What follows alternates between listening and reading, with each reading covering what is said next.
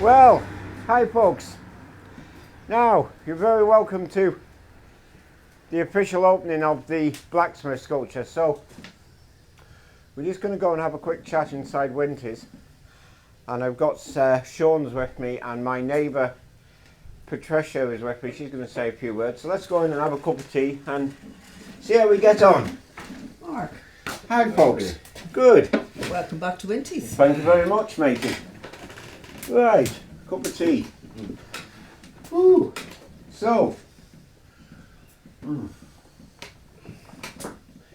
so the blacksmith. So, the forge in Mountshannon has been in the Lyons family for several generations, and the last blacksmith was Tom. He died a good few years ago, but he kept the forge intact all his life, and the family's carried on in that tradition to keep the forge intact, which is amazing because a lot of forges are lost. And the sculpture is not necessarily in memory of Tom himself, but in memory of blacksmiths. And certainly in my life, I was influenced by a lot of different blacksmiths. The first one was my metalwork teacher at school, Ray Blackley, and he was the one that really got me started on blacksmithing, and he's actually still alive.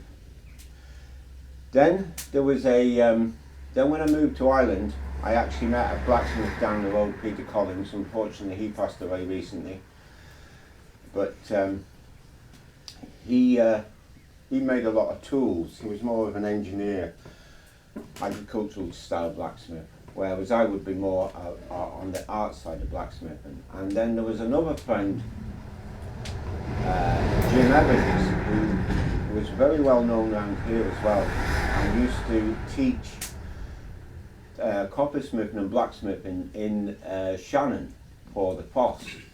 And he was very, very well known. He was very, very old school, trained in the old school style of apprenticeships.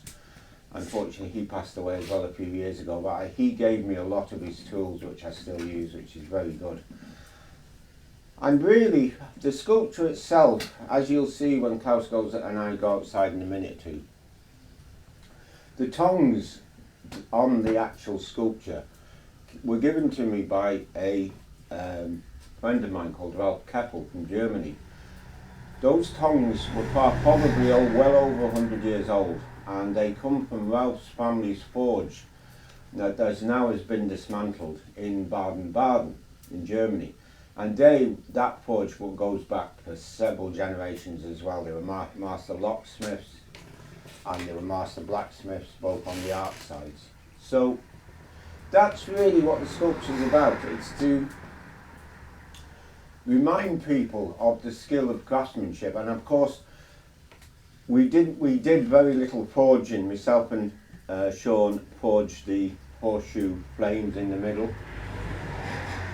But the whole forge and the whole harrow has many, many forged parts in it that were forged hundreds of years and years and years ago. So it's a celebration of all that skill combined in one piece. So I'm just going to get Sean now to say a few words about his experience of the project. And Sean.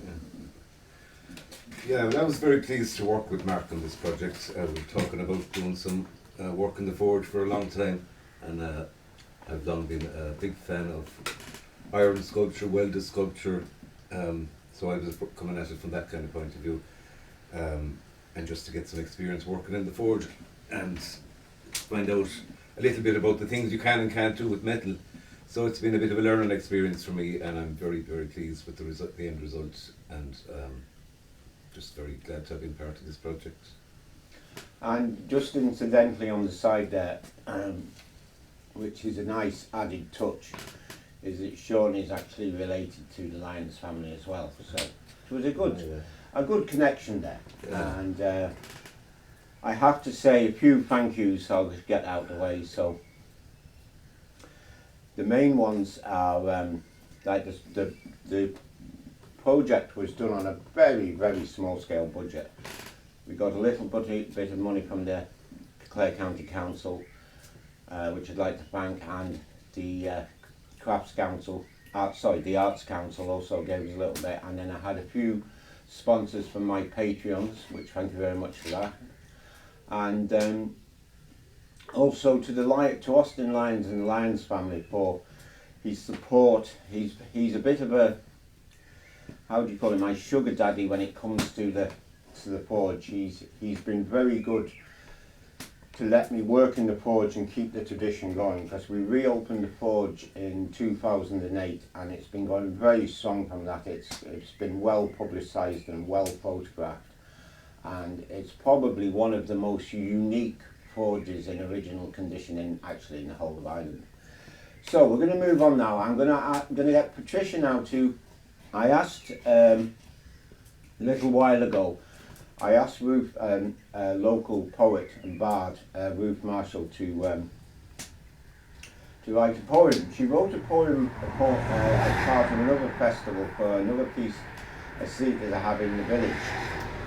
And so I asked her if she would compose a poem for the blacksmith, and unfortunately the way the timing was, she couldn't make it today. So I asked Patricia, who is he's a very good neighbour and arts officer friend of mine, and she's always helped me with my curatory stuff when it comes to doing a piece.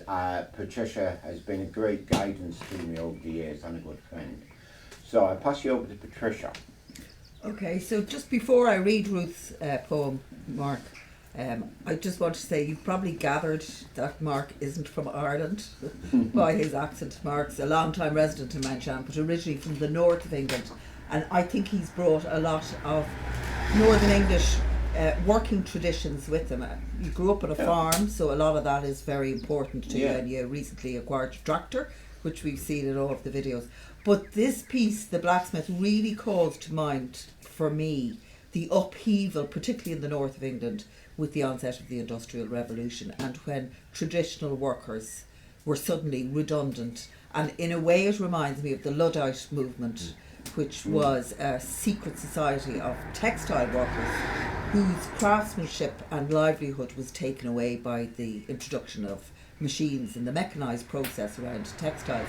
And for a number of years they carried out a number of violent attacks on the mills, so much so that mill owners actually had secret rooms in the mills that they hid in when the Luddites hit. And their big thing was to destroy machinery. And looking at the blacksmith across the road, it's as if you've reclaimed all of that machinery and turned it into something new, which is kind of a feature of your work, I think, reclaiming lost materials, old tools, and reimagining them into a new form. So you're kind of an artistic blacksmith, in a metaphorical blacksmith as much as a practical blacksmith. Yeah, that's a very good point. And also the Luddites have always really associated with smashing machines, which is not a certain factor of them was, but their movement was to actually embrace technology in an appropriate way. Once it ruined their jobs and took away their livelihoods, then some parties began to rise. But I would like to sort of call myself, I do try to call myself a modern day Luddite in one sense, because although I'm very much based on using traditional techniques and skills, you know, my technology, I have a plasma cutter, I have a welder, I have angle grinders, I use the internet, I have cameras, I try to embrace technology in an appropriate way without overriding the traditional crafts. Now, just to finish off maybe, in the 90s, Ruth Marshall, as Mark said, has written this poem after Seamus Heaney, called The Blacksmith. One arm raised to heaven, the hammer in his hand drew stars from ploughs. He held mysteries in long-handled tongs on his anvil altar, pounded hot metal made malleable by fire and gave it form. His forge, a doorway into dark, a quickening spark, the elements of work. Very good. Right, so I'm going to go outside now and show you the finished sculpture. Now, from the last video, we were thinking of putting it to the left-hand side of the forge, but in the process of actually of mounting it and everything, it's actually looked a lot better into the right-hand side of the forge where the workshops are. We're going to have a look at it now and see what you think. It's less distracted and it's much easier to see. So we'll go out and have a quick look at that. Thanks, lads. Thank you very much for that. And Sean, Thank you, thank Mark. you. Thank you very much for your help, mate. And of course, before I forget, the other man you can't see is Klaus, who always is following me around. Thank you very much, Klaus, for your time and patience with me. Right, let's go outside.